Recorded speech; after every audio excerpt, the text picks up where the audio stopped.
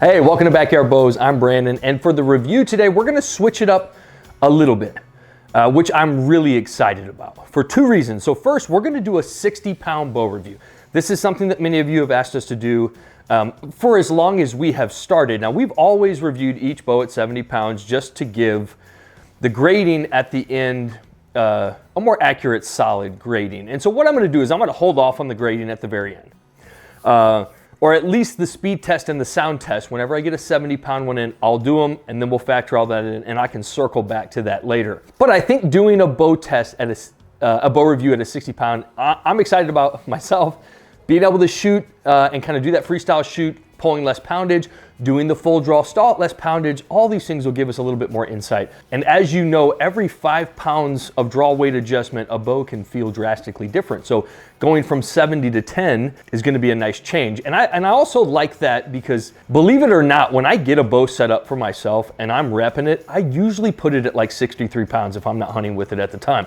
So I'll lower that draw weight just so I can get more reps in, go back to those basics, really get my form right. And I think that's really important for those off-season months, is kind of dropping that weight down. And then for those of you who pull back 60 pounds, this will be a review for you. We got the Darton Sequel 33. So they came out with the Sequel 31, 33. They have a really long axle, the axle bow, and then they came out with the Consequence. So we're gonna do the 33 and the Consequence to start. And the second reason I'm so excited about this review in particular is because what we have here is what I've been mentioning for the past 2 years, and if you followed us, you can look back and realize how many times I've said there's this gap. Every year, each bow company consistently raises their price of their bows almost $50, okay? And it has created a gap in the market. And I knew some companies were gonna start plugging bows in and kind of fill that range of bows. And I think that's good for two reasons. It's obviously good for the consumer. In this economy, $200, this comes out at $11.99. So $200 compared to other flagship bows, that's a lot of money, and that could sway a lot of people. Second is I love it for bow shops. So any bow shop that decides to carry Darton, you're also filling in that gap. So you can tell somebody, hey, we have bows from this range all the way to that range and everywhere in between, and I love that. So with the Sequel in particular, you have a really nice flagship bow. This thing is a dream to shoot. Okay, I have it at 60 pounds. I shot it at 70 at the ATA show and I was blown away.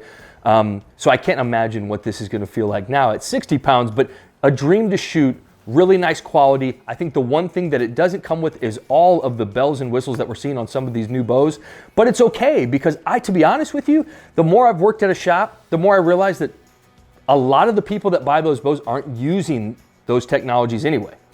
And I think that I can honestly say that. I think there is a handful of people who use all of the new technology that is out there, especially the tuning and timing and all that different kind of stuff, all that kind of built-in bow technology. There's only a few people that use that, okay? Now, when it comes to me, the pick rail, it doesn't matter if a bow has it or not. That's not something I look for. I usually mount my sight on the side of the bow anyway, so this doesn't come with the Picatinny rail. It does come with the integrated rest position, which I favor more anyway. So again, they created the best quality bow they can for a really good price without stacking it. But I think simplicity, when it comes to archery, the more and more I get at simplicity, sometimes it's just cleaner. It's just, it's just kind of going back to just the simple basics of a really nice, comfortable bow. And I think that's something we've strayed away from too, is we all used to think comfort. Let's make the smoothest bow possible. And then all of a sudden, everything started gearing towards speed. Before I keep rambling, let's just get into the specs. So you got 33-inch axle to axle, plus a little bit. You got a 6.3-inch brace height, or you got 50, 60, and 70-pound limb options. The bow comes in at 4.6 pounds, perfect, nice axle to axle bow that weighs really nice and light still. You can tell with the riser that they really kind of made as many cuts and holes as they can while keeping the durability of the bow, but also cutting down on that weight. And then these mods go from 25.5 out to 31 in those half-inch increments. And then you have a little bit of let-off adjustment from 80 to 87 by taking this knob, changing it for a little bit thicker one. That'll allow you to have a little bit of play in that let-off. But the actual bow itself is beautiful. I mean, this thing It's definitely an eye catcher. They did a really nice job redesigning these risers this year. I love the little short stop that we see on all these bows nowadays. The grip got cleaned up. It was this huge block, you know, with the Spectra E, and then they kind of slimmed and shaped that down. I love the angle of it. It's really simple, but I like the grip. Like I mentioned before, you have the integrated rest spot on the back, no Picatinny rail, just a side mount for your sight. You got the 2 mounting spots for your quiver, top and bottom. String stop, really nice solid cable guard, and then you go to the limb pockets, which are, again, I think that they did the best job that they could trying to put together a bow that they will be able to make at that really nice affordable price. And again, when I say affordability, some people give me shit. I mean comparatively to other flagships, okay? And then going into the cam cable system, again, back to simplicity. We had that E system on the Prelude and the Spectra, which I ended up loving, and it grew on me, but this goes just right back to just really simple tuning.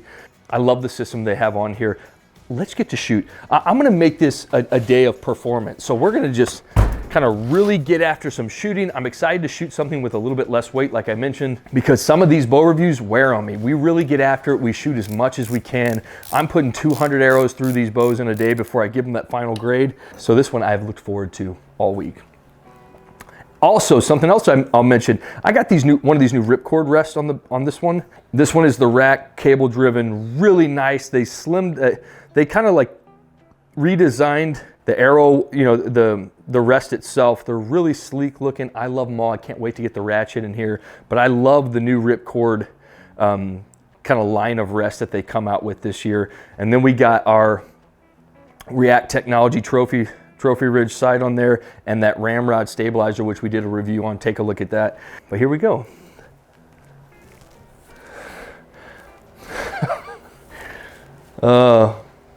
So and one of my other reasons I wanted to do a 60-pound bow is for the speed test as well, and just so people can see that difference. You know, my target range is that 280, and dropping that 10 pounds of draw weight, how much does that really affect a bow? This gets 335 on an IBO, which I think is probably pretty accurate. But I'm excited to see that speed test too, and just kind of see where that lands when you start really fluctuating with that draw weight. Because we've done every single one, I believe, at 70 pounds. But that draw cycle, I would say, and I thought this when I was at the ATA show, I think it's probably one of the smoothest transitions into your back wall of any bow, not just from this year that we've reviewed. And I was pulling the 70-pound bow back at the show, but this one I feel like it's more effortless. So I'm not pulling back as hard, but it has really that same streamline draw cycle, incredibly just smooth and comfortable from beginning all the way to end. It's just a really nice incremental let off all the way back until it just kind of eases back for you. I mean, man, this is, it just gives, it's kind of like the bow helps you.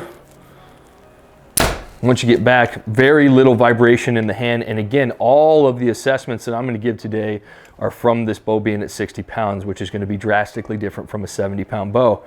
Just remember that. Almost nothing in the hand. This bow does balance really, really nice. This nice longer platform. I mean, this thing just a really well-designed bow. The draw cycle, you know, and I usually have this reaction when I'm pulling back those smooth series of Bowtechs, so similar, incredibly smooth. That is just, that's one of the best ones. Best draw cycles we've gotten in here. I mean, just butter. Nothing in the hand, the bow bounce. Let's get outside. Let's get outside. I can't, this is one of those days where I'm just gonna rip all day. Let's go knock some snow off some targets. All right, I'm gonna shoot this thing probably more than I've shot any other bow. I'm gonna reiterate that point. If you're new, don't be scared to drop that weight down if you're not necessarily needing, you know, all that poundage.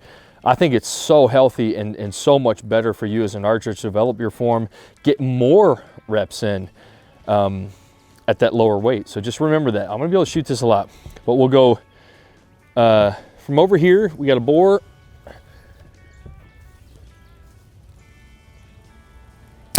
at 25. Ooh. And then we got $2, 1 quadrant to me, 1 quadrant away from me. And also I'll mention something else. If you have been asking about hats, which this was kind of like our first hat. I've learned a lot since we ordered these around, but I got 2 different hats coming. I got 1 camo, 1 solid black. Both of them are slick. But if you're wanting one of those, I'll make a post about it being up on the website, and then you can go on there and get yourself a hat if you're trying to support the cause. And for all of you who have bought that first round of hats, second round of hats, we appreciate you.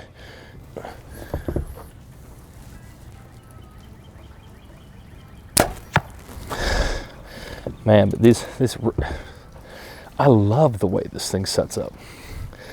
Very solid, very minimal float to the pins. That's what you're looking for. In the end, that's what you're looking for. So a boat can have all the bells and whistles and new technology and whatever, they can throw everything at it. It still might not set up like this one.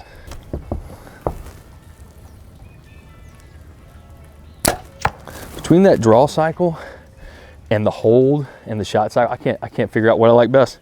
Let's switch it up. Let's go to the gazebo. All right, I love it when the range is like this. It's really actually nice out, but you got all this leftover snow, which we're gonna start knocking off these targets. We got a turkey, which will start at 20 yards, 5-yard increments, all the way up to an elk at 50. I can hear the turkeys gobbling now. Something else I'm sensing with this is it sets up real quick. I mean, it takes no time at all to get where you want to be and to feel comfortable letting one fly. I love the weight too. So sometimes with longer axle, the axle bow can get a little on the heavier side, or it's harder to distribute that weight in a positive way. But this thing, I mean, just the weight distribution, the natural follow through. Another thing is I feel like I'm gonna be able to, I'm just tucking them shoulders. I'm gonna be able to hold this for as long as possible. And maybe what we do with the full draw stall, we hold it for a little longer, add 15 seconds or something. Maybe I'll hold it for 75 seconds just to counter that less poundage. Let's go gray wolf at 35. Man, this thing is just, I'm telling you, this thing is just a shooter. So clean to shoot. So now we'll go Mama Black Bear at 40, and then we'll do that full draw. I love a bow at 60 pounds, especially when like we're shooting them at 70 all day, wrapping them at 70. It's so nice occasionally just to dial it down on the old shoulder.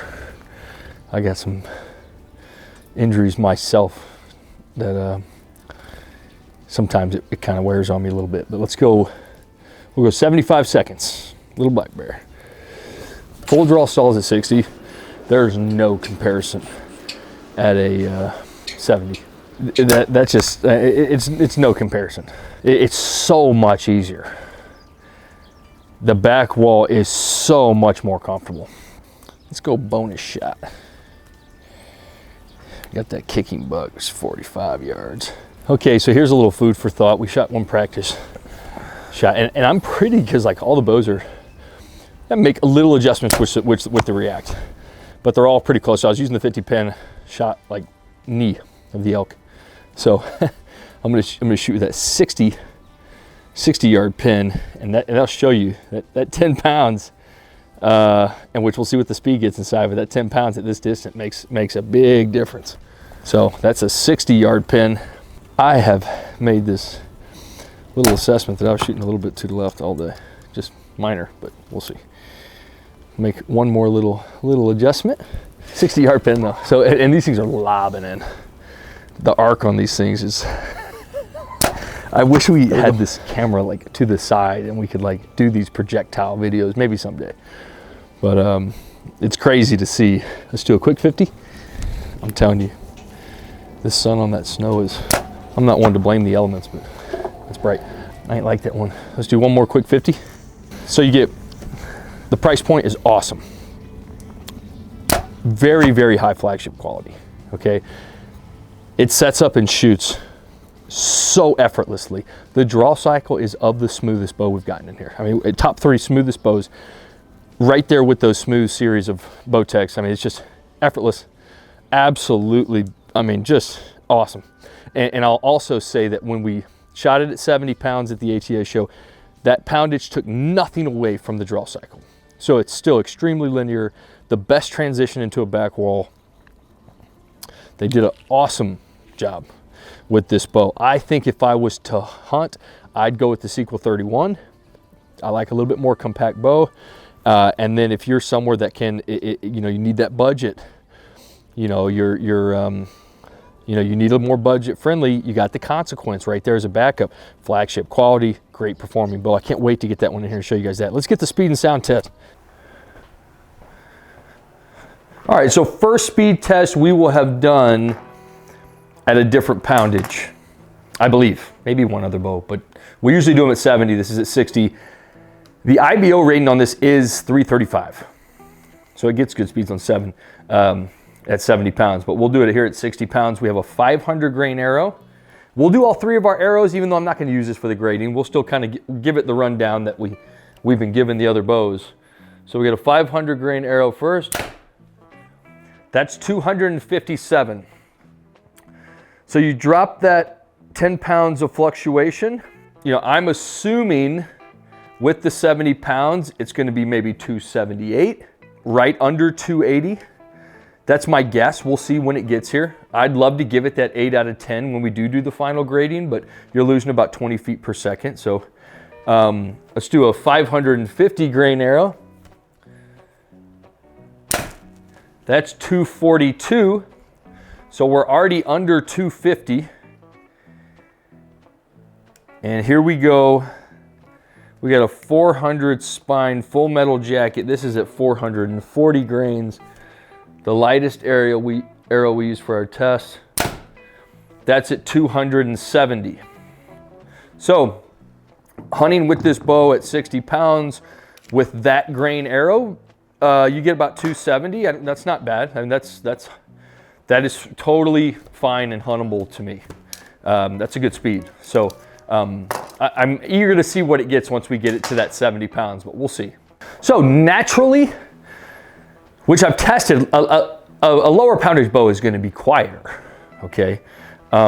Just from all the components not moving as fast, making as much noise when they connect with other components, whatever it may be, that lower pounded bow is going to get a little bit quieter. I wonder how much. I think this bow in general is probably a fairly quiet bow, which we will redo the test just like I told you we would at 70. But here it is at 60.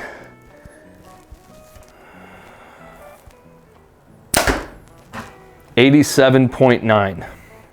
So comparatively, our range has been anywhere from 84 to 95 at the loudest, so that's very quiet.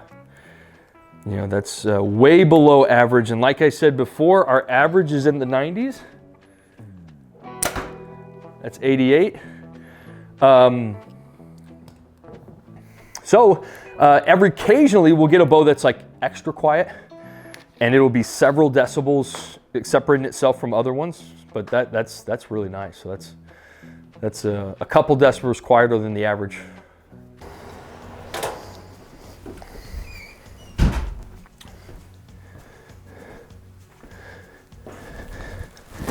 All right, so, oh man, I'm telling you, you could shoot this thing all day and it feels like nothing. I mean, absolutely no soreness, no wear on you. It absolute breeze.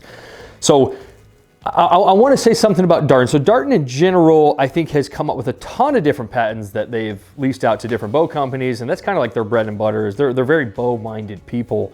But to see them put out, to me, such a well put together flagship quality bow and then give it to us for that price point, as a consumer, I just couldn't be happier. And this is what we want. We want companies competing for our business. That's what's going to give us that best product, okay? That's what's not going to allow one company to start cutting all the corners, jacking up the price, and we can't do nothing about it, and that's all it's offered. Like, we want more companies out there, okay? I promise you. And I've been saying this for a whole year now, that there's these huge gaps in the market. I knew some companies just going to start plugging these different bows in there. You saw it with Prime and the Ronin, and now you got Darton with 2 different bows with just Perfect price points on these bows. I'm telling you, the Consequence for $650, you cannot beat that bow. That will be one of the top 3 bows in our next budget bow category, top 5 winners. I promise you. It's just flagship quality for that price does not necessarily exist. But the sequel, let's go ahead and we're gonna do like a tentatively score, okay? We can go back and adjust it if we need to, but it got a 257 on that speed, which I'm gonna say it's gonna get a 272 at 70 pounds, okay? I want to give it a 7 out of a 10, so we're gonna give it that right now. We can go back and we can touch on that later. Quality, 8 out of 10, extremely well put together. I love all the hardware, accessory. This thing is very, very nice, really clean. I love the riser. A lot of detail that went into this, but a beautiful bow that is very solid. Again, and I'm gonna keep touching on this, but especially for $200 less than its competitor. So, and then appeal, I gave it a 9 out of 10. I love the different color options with the black limbs. Everything goes together. The bow itself is beautiful. The riser is very unique and pretty. A lot going on to it, but it really came together nicely with the bow. Just very nice looking. I think the Consequences too, just kind of an eye catcher. You know, it's just real sleek, good looking bows, both of them. And then you go to technology, I gave it a 6. Well, I kept saying we're gonna hammer down on technology, so this bow is as simple as you can get, and simple is not always, it's just kind of how we factor in our grading. Simple doesn't, you know, to me, it's not factoring anything. This thing doesn't have any extra technology on it.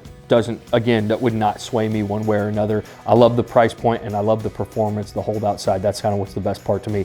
I love the new system that they use. They went from that E system, which was very complicated, but I still to this day stand by that that's probably one of the most solid platforms that you can shoot on. Stability, 100 out of 100. That E system is incredible, but they switched from that because it was a little complicated, went to this bus tuning system. Again, I like this one. I like the one that was on the Expedition. You don't have to take out that axle. You can make those rotations on your cable. Very easy to work with, very easy to get tuned. You got a colored shim kit tuning system. I mean, the whole thing, a breeze to work on, which I love too. So, and then you go to performance. I gave it a 9 out of a 10. I think this is for sure the best performing bow in every category.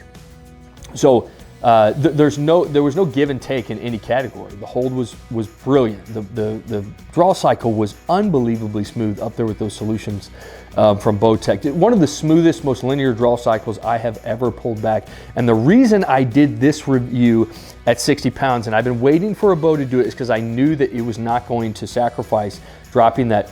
It wasn't going to take away from the draw cycle with moving that poundage down. And I know that because I got to shoot both of them. So 60 pounds, 65 pounds, 70 pounds, the draw cycle is unbelievable. I stood at the ATA show in that line and watched every single person in front of me shoot the bow, turn around with a look on their face like, wow, that was incredible. And it's even more profound there because you get to shoot all the bows in one day and you really have a very recent perspective of everything and how they can stack up next to each other. Every single person that shot these bows as I stood there was like, holy shit. I just kind of gained momentum and excitement as I got to the front, and then you're just blown away. I mean, go shoot one. You will be surprised. It's an absolute beautiful pole. Clean shot cycle, really, I mean, almost no feeling in your hand. I mean, all around. So in every category, I think it's just one of the highest, most even bows across all categories. Just a beautiful bow. Love what Darton's doing. So again, as I always say, don't buy a bow off a single bow review. Go shoot a whole bunch of bows. Go to a shop, compare them, shoot them next to each other if you can.